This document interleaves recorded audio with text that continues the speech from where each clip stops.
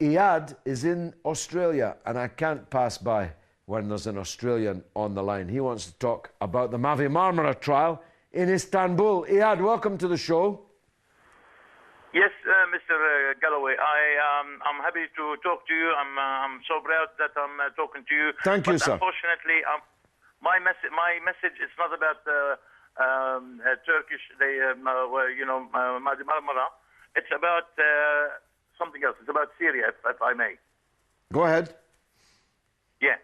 I'm just wondering about those who support the so-called revolution in Syria using the occupied Golan Heights issue as an excuse to justify their hostility towards President Bashar Assad. I would like to remind them that the Golan Heights was lost in a fight.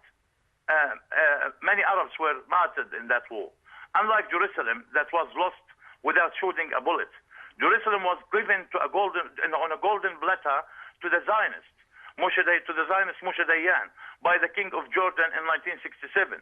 Jordan withdrawn their troops before the war even started.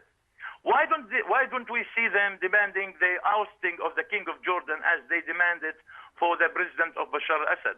I would like to see them caring about Jerusalem as they care so much about Golan Heights.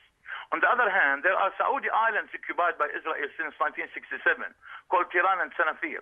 Nobody is talking about them at all. I would like to ask those Golan Heights lovers, are the Golan Heights more important to the Saudis than those occupied Saudi islands?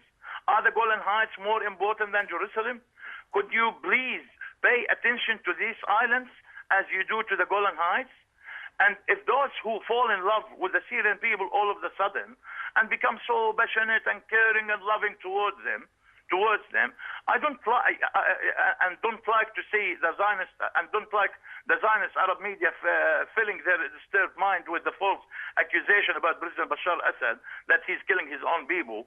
I would like to remind them of the Black September massacre that was committed by the King of Jordan in 1970, who was killed for over 60,000 Palestinians in the Black September massacre. More Palestinians killed in this massacre than any other massacres committed by the Zionists.